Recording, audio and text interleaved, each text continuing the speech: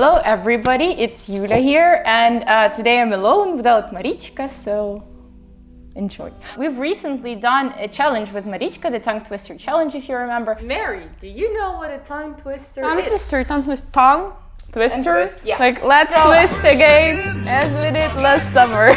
And then we sat there and thought like, okay, so we're delivering all the tongue twisters, but we're not really explaining what the deal is with all these sounds, all the pronunciation tricks and stuff like that. So this is the video to talk about those things. We will discuss with you 4 sounds that are completely different from something that you're used to, like Ukrainian Russian sounds, how to make them sound naturally, like English-like sounds. The first one is short E. E and I, as in seat and sit.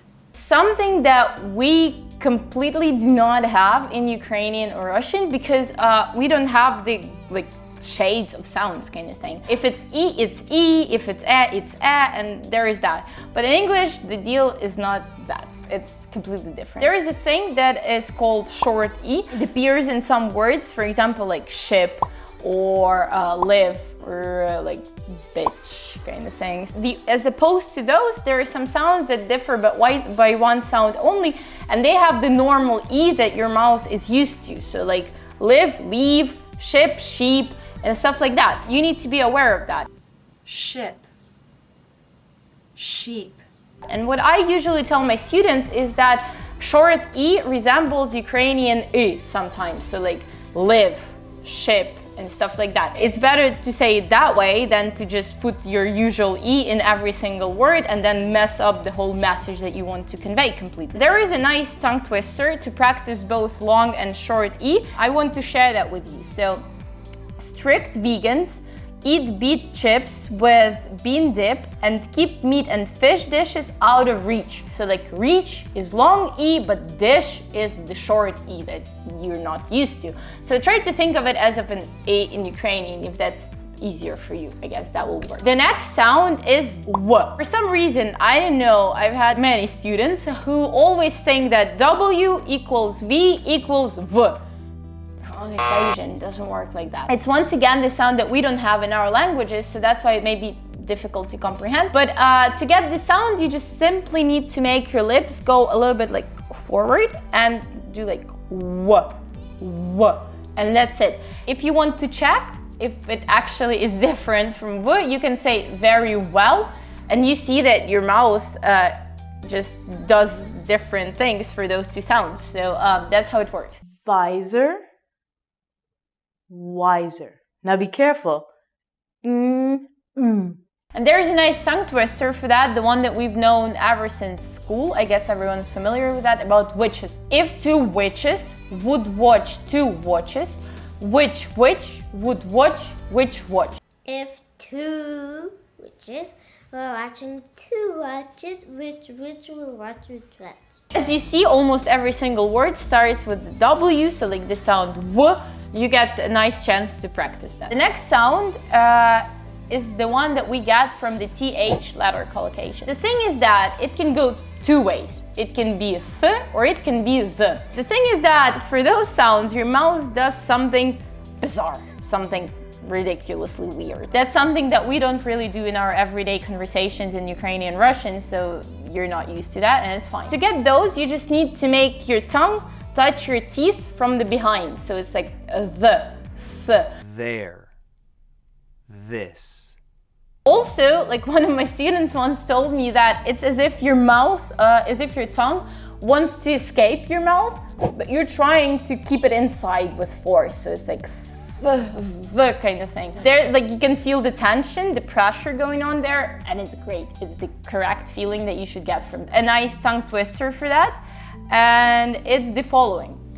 There those 1,000 thinkers were thinking, how did the other 3 thieves go through? You can have, like, as you see, we have both the and th sound here, and your tongue is constantly trying to escape, but you're not letting it do it. So that's also like a way of thinking about that, like the parallel that you can draw in your head. The last but not the least is the R sound. We have R, right?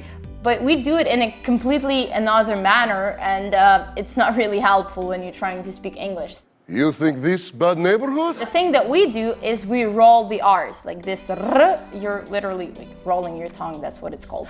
But, and you can feel the tongue touching your palate, like it's the upper side of your inside mouth thing. But if you're trying to get the English sound, you should leave your tongue in complete isolation. It's not touching anything in your mouth, and you're also taking it a little bit back, so it's like Rabbit. The thing is that it also depends on the accent that you prefer, because if you prefer British accent, it's not audible there unless it's followed by a vowel. Americans make it sound almost every single word. It also depends on that a little bit, but still you need to understand how to make that, and to practice you can use the tongue twister, which is like this one is a little bit longer, but it's basically the same sentence repeating 3 times, so it shouldn't be that challenging. Ray Rag ran across a rough road. Across a rough road, Ray Rag ran. Where is the rough road Ray Rag ran across? It's basically like 5 words repeating all over again. So those were the 4 most challenging sounds, I guess, for non-English speaker who comes from a Russian or Ukrainian background. Now I'd like to share some things that are common for like all the sounds, not just those 4, if you want to practice them a little bit more. You can use it in relation to all the tongue twisters. Don't rush. The tongue twister is not about how fast you can make it, how fast you can read. It's about how accurately you're able to actually produce sounds. What? So it's better to take your time to practice every single word, but to make sure that you're actually doing the right thing, because you can learn it in the wrong way, and then you will have to fix it somehow, and it will be way more difficult than to learn it from the beginning in the correct way. Another thing is that you can try some exaggeration, like make the sounds bigger, put some more effort than you're supposed to, than it actually is required. For example, my students, if they don't get the like the sounds correctly, I make them stick their tongues out completely and read the tongue twister 3 times. And they're like, they're those thousand thinkers, and like it's not the prettiest thing that you will ever see, but it actually works because your mouth remembers this torture, and then the next time when you're in a real life situation and you're supposed to actually speak, it once again remembers those things and it produces the correct sounds. So exaggeration also works. The last but most important, remember that there is the connection between practice and real life. Because I don't know why, but some people think, okay, I practice for practice, but then I'm not gonna use it in real life. And my students, like, we would practice the tongue twister, they would get everything correctly and perfectly. But then when it comes to them presenting something or talking about something, we're once again back to the same mistakes. And they just don't understand that you can apply the skill that you learn through a tongue twister, for example, in practice. So please remember that. Don't forget that you practice for some reason. If you want to learn more about the tongue twisters and other ways to improve your pronunciation, you should come to Space Dear and we will teach you everything, because we pay attention to some pronunciation things in general courses, like for example my groups, we have a different tongue twister every week, and then we're about to launch a new pronunciation course. It's a course where we will just pay attention to you pronouncing the sounds correctly. If you think that you have a good grammar and rich vocabulary, but you need to improve this one skill, you're welcome, come here and it will help you with anything you want. Also, in the comment section below, don't forget to let me know about the sounds that you find challenging, because obviously we didn't discuss all of them. And maybe you have your own recipe on how to deal with the difficulties and how to overcome them and how to get better at this. I guess I'll see you later, alligators. See you later, alligator. Что делать вообще? Ну я не знаю, но я, мабуть, вот так буду рассказывать. И все. Я просто на занятиях так звыкла. Нормально? Смешно. Забавно. Интересно. Прикольно. Внутреннее состояние. They're not cold. А можно сам? Маричка is nowhere to be found. Nowhere to be found. Ладно, пишем. Не готова. Ладно. Я не понимаю, як так можно с ртом. Все жесть. So on the it was good.